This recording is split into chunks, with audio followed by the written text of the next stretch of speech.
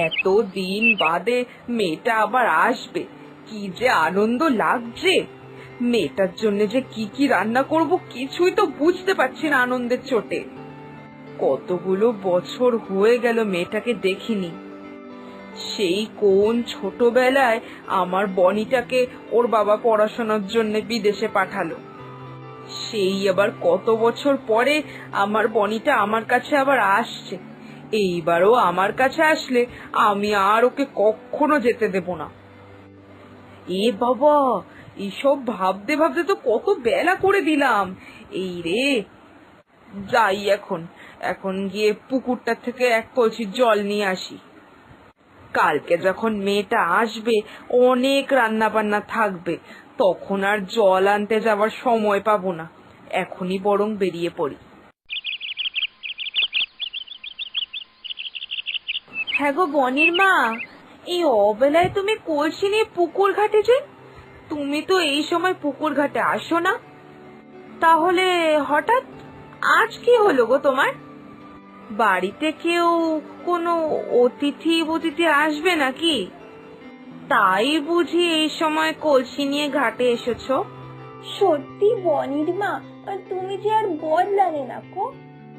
তোমার মেয়ে বিদেশে থাকে, সে বিদেশে পড়াশোনা করে, আর তুমি তার মা হয়ে কিনা এই পুকুর ঘাট থেকে জল নিতে আসো? কি আক্কেল গো তোমার!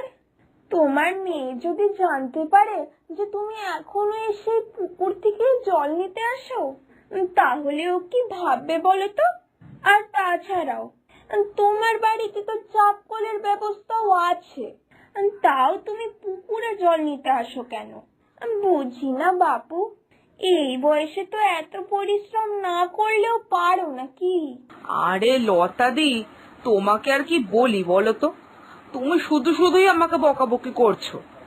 আমার মেয়ে বিদেশে থাকে, আর তাতে কি হয়েছে শুনি? তাই বলে কি আমি পুকুর ঘাটে জল নিতেও আসতে পারবো না নাকি? আরে দিদি, ও আসবে বলেই তো আমি আরো পুকুর ঘাটে জল নিতে আসলাম। তুমি যে বলছো বাড়ির চাপ কলের কথা, ওই চাপ কলের জল আমার বনি ছোটবেলা থেকে একদম খেতে চাইতো না। ও তো ওই পুকুরের জল ছাড়া খেতেই চাইতো না। তাই তো আমি এখনই জল নিতে চলে আসলাম। কাল সকাল সকালই ও বাড়িতে যখন ঢুকবে, তখন তোকে জল খেতে দিতে হবে নাকি? ওর বাবা থাকলে তো আমাকে এত চিন্তা করতে হতো না। এতক্ষণে তোর বাবাই সব আয়োজন করে রাখতো। কিন্তু এখন আর এইসব ভেবে কি লাভ? সে কি গো, বনি কালকে আসছে? বাহ, এ তো খুব খুশির খবর দিলে গো তুমি। এত বছর পর মেয়েটা বাড়িতে আসছে। আমাদের পুরো গ্রামে একমাত্র বনিই আছে যে বিদেশে পড়াশোনা করতে গেছে। সত্যি গো, তোমার মেয়েটা খুব গুণী পড়াশোনাতে। ও কিন্তু শুধু তোমার গর্ব না, পুরো গ্রামের গর্ব। কিন্তু বনির মা, তোমারও বুদ্ধি বলিহারি। তোমার বিলেত ফেরত মেয়ের জন্য তুমি কিনা পুকুর ঘাটের জল নিচ্ছ? না গো, বনি বিদেশ থেকে ফেরত আসার পরে তোমার কি মনে হয় ওই পুকুরের জল খাবে? না না, কোনোদিনই খাবে না। তুমি বরং ওই শহর থেকে খাওয়ার জল কিনে আনো। আমার দৃঢ় বিশ্বাস বনি ওই কেনা জল ছাড়া আর কোনো জলই খাবে না। তাই না? তাই দেখেছো বলাইয়ের বউ, তোমার এই বুদ্ধি আছে, কিন্তু বনির মার তো দেখছি কোনো বুদ্ধি নেই গা। নেহাতি বনির বাবার এত আগ্রহ ছিল, তাই মেয়েটা একটু বিদেশে গিয়ে পড়াশোনা করতে পেরেছে। তা না হলে ওর মায়ের যা অবস্থা দেখছি, ওর মা তো গ্রামের পাঠশালা পর্যন্তই মেয়েকে পড়াতো। যাক গে যাক। শোনো বনির মা, তোমার মেয়ে কটা দিনের জন্যই আসছে, ওকে একটু ভালো করে আপ্যায়ন করো। পুকুরের জল আর তোমার মেয়ের জন্য নিয়ে কাজ নেই বাপু। তুমি বরং সত্যি শহর থেকে খাবারের জল কিনে আনার ব্যবস্থা করো। আর ওর জন্য কাল কি কি রান্না করবে শুনি? তোমরা যে এসব কি বলছো, আমি তো কিছুই বুঝতে পারছি না। তোমরা যে আমাকে শহর থেকে জল কিনে আনার ব্যবস্থা করতে বলছো, তাহলে আমি বনের জন্য যা যা রান্না করব ভাবছি, সেটা শুনলে তোমরা আবার বকাবকি করবে না তো? আসলে কি বলো তো, বনি মেয়েটা এত বছর পর আসছে তো, তাই আমি ওর জন্য সবকিছুই ওর পছন্দেই করতে চাইছি। তাই জন্যই তো এই পুকুর থেকে জল নিতে আসলাম, আর রান্না বান্না ওর পছন্দ মতোই করব। লতি দিয়ে চিংড়ি, ঝিঙে পোস্ত, লাউ পাতার বড়া, চুনো মাছের ঝাল, আবার কচুর শাক, এই রান্নাগুলো আমার বনির খুব পছন্দ ছিল গো। বিদেশে তো নিশ্চয়ই এসব খাওয়ার সুযোগ পাইনি। আমি আজকে সন্ধেবেলাতেই বাজারে গিয়ে সব কিনে নিয়ে আসবো। হয়েছে হয়েছে, তোমার মেয়ে আর তোমার কাছে একদিনও থাকতে চাইবে না বাপু। তুমি মেয়েকে এইসব খাওয়াবে ভেবেছো? কি সর্বনাশী কথা রে বাবা। যেই মেয়ে এতদিন বিদেশে থেকে বড় হলো, সে এখন এইসব খাবে ভেবেছো? এটা তুমি ভাবলেই বা কি করে? তোমার তো দেখছি শুধু বয়সটাই হয়েছে, বুদ্ধি শুদ্ধি এখনো কিচ্ছুই হয়নি। তুমি যদি চাও যে তোমার মেয়ে অন্তত 2 দিন তোমার কাছে থাকুক, তাহলে আমি যা বলছি সেটাই শোনো। আর তোমার এসব গ্রাম্য রান্না ছেড়ে একটু বিদেশি রান্না করো, বুঝেছো? হ্যাঁ, বিদেশিরা তো আমাদের মতো এসব কচু শাক, লতি এসব খায় না গো। ওরা তো তেল মশলাও খায় না।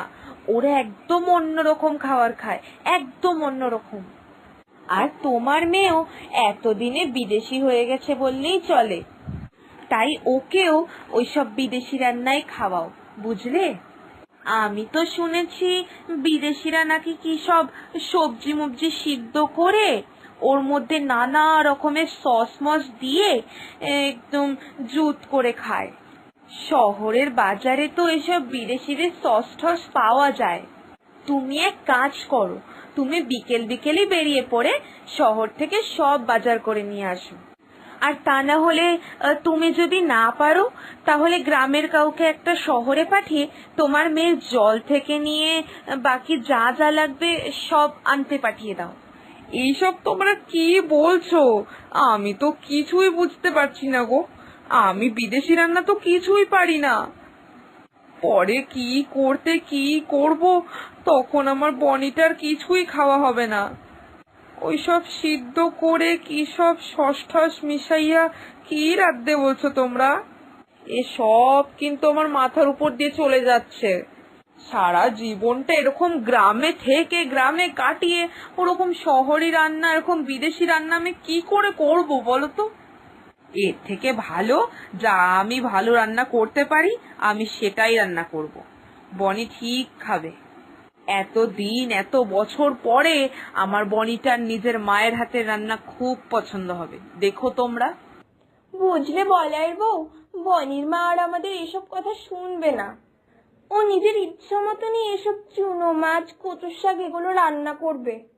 আর যখন এসব খেয়ে বনি বিকেলের মধ্যেই রওনা দেবে, তখন বুঝবে বনির মা। আমরা যে বলেছিলাম ওদের কথা ভেবেই বলেছিলাম। নাও নাও বনির মা, তোমার মেয়ের জন্য কলসি ভরে জল নিয়ে যাও। এতদিন পর আসছে, এই পুকুরের জল না খাওয়া অব্দি তো আনন্দেই পাবে না মেয়েটা। কি যে করি কিছুই তো বুঝতে পারছি না। লতাদি, বলাইয়ের বউ সবাই তো একই কথা বলছে।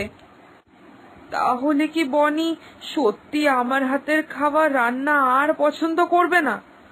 ওকে সত্যি তাহলে বিদেশি রান্নাই খেতে চাইবে?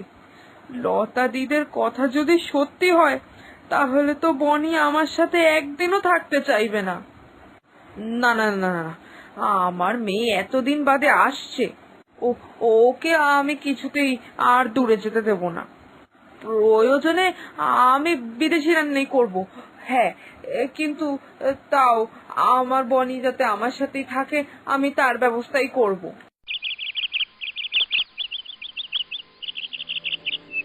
আহা, কি সুন্দর গন্ধ! ইস, এতদিন ধরে আমি এই গ্রাম গ্রাম গন্ধটার থেকে কত দূরে ছিলাম। এই গ্রামের গন্ধ, ঠান্ডা হাওয়া আর গাছপালা দেখে মনটা যেন আনন্দে নেচে উঠছে। বিদেশ মানেই তো শুধু শহর আর ইট পাথরের নগর। আর সেখানে